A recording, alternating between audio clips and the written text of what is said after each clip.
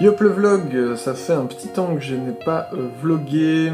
J'ai tourné, la caméra est là, la table est là, le fond est là. J'ai tourné donc les 2 premiers Wood Theory de la 2e saison qui sortiront donc en septembre, première semaine de septembre normalement, comme pour l'instant, donc sans problème. Actuellement, je bosse sur le nouveau format qui devrait sortir en septembre, je croise les doigts, parce que là j'arrive pas à avancer dans l'écriture et il va falloir que je tourne aussi avant septembre. Et puis sinon, au niveau des Wood Theory, on reprendra ça à partir de septembre. Au niveau du nouveau format, j'espère qu'il commencera en septembre, sinon il commencera peut-être un peu plus tard, peut-être même janvier carrément, voilà, on sait pas trop comment ça va évoluer. Et puis, voilà, sinon les vidéos en accéléré de création, ça dépend vraiment de quand j'ai des choses à vous proposer et à réaliser, et puis ça bouche un peu les trous pendant les vacances, et puis sinon, ciao aussi finalement. Yop le vlog, alors regardez ce que j'ai ramené. Pour ceux qui me suivent sur Facebook ou sur Instagram, dont les liens sont toujours dans la description, clin d'œil, j'ai ramené un nouveau pensionnaire, donc c'est une...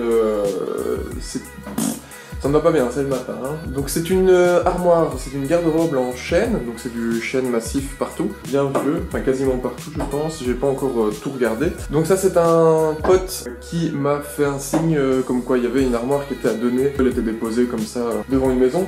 Donc armoire à donner qui effectivement est démontée, mais ce sont des armoires qui sont faites pour être démontées. Vous avez en fait des petites mortaises rondes comme ceci et des petits tenons ronds comme ceci, qui donc peuvent s'assembler et alors sont fixés grâce à ce type de grosses vis. Après effectivement il y a des parties qui ont l'air d'être cassées, comme des petites moulures qui se sont cassées certainement pendant le démontage. Les gens ont dû faire à mon avis pas très attention à comment ils l'ont démonté, mais je pense qu'il n'y a rien de forcément très abîmé, donc je vais monter cette armoire maintenant ce matin, histoire de pouvoir faire un petit check-up de ce qu'il y a à réparer ou pas sur l'armoire, et comme ça je vais pouvoir restaurer cette armoire. C'est vraiment personnel, c'est pas du tout pour un client, ce sera pas à vendre, c'est vraiment parce que j'avais besoin d'une armoire et que voilà, celle-là elle va être bien. Voilà, donc on va monter ça, c'est parti.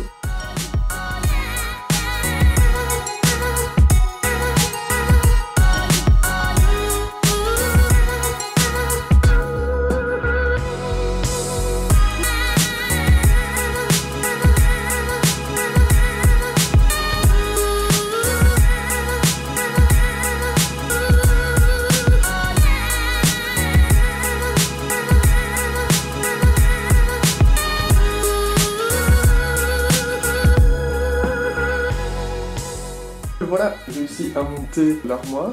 Vu comme ça, elle a l'air pas trop mal en fait. Déjà, elle a l'air d'avoir une plus belle couleur sur la vidéo, ça c'est sûr. En vrai, elle est beaucoup plus terne que ça. Voilà, en soi, elle est quasiment entière. Le seul petit hic, je dirais, c'est le dos.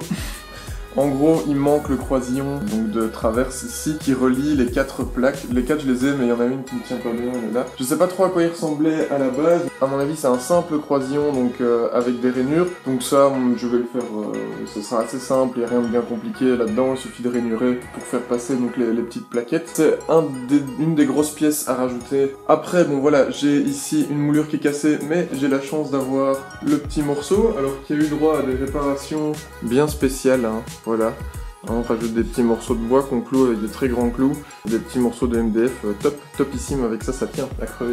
Donc évidemment ça a lâché, donc ça on va recoller ça proprement. Après j'ai remarqué que j'avais quelques soucis au niveau des assemblages de la porte, de cette porte-ci, qui ont pas mal bougé. Du coup ça frotte un petit peu parce que la porte n'est plus très droite. Bon, il faut dire que l'armoire évidemment n'est pas vissée à fond, donc elle n'est pas complètement droite.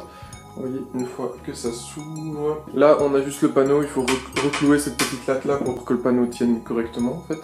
Les panneaux, en général, ils sont coincés dans des rainures. Ici, par exemple, le panneau en dessous, il est vraiment coincé dans des rainures partout. On ne sait pas le retirer, à moins de démonter la porte. Par contre, ce panneau-ci, on peut bien. Alors, à quoi est-ce que ça sert? Pourquoi est-ce qu'on a mis des petites lattes comme ça? Il y a plusieurs possibilités. Soit il y a une époque où on avait des vitres à la place ici de ces panneaux, et donc, les vitres, on ne les coince pas dans des rainures, on vient placer ce genre de petites languettes. Mais la deuxième possibilité, et en général c'est pour ça, c'est que ce sont des armoires avec des clés. Ce sont des armoires avec des clés, des fermetures à clés. Et le jour où on a fermé l'armoire et qu'on a perdu la clé, c'est embêtant. Et donc ce qui est pratique, c'est que du coup si on tape un petit peu sur ce panneau principal, on peut faire sauter assez facilement les petites lattes sans trop casser le panneau de face. Et ça permet d'ouvrir l'armoire de l'intérieur, d'aller chipoter à la serrure. Voilà, en gros c'est ça l'idée, c'est de pouvoir ouvrir la porte. Sauf que du coup avec le temps, les petites lattes elles s'abîment, ce qui fait que sur cette porte-ci, les lattes se sont barrées et donc le panneau ne tient plus du tout. C'est pas bien compliqué, on va réparer ça. On a ici donc les petites vis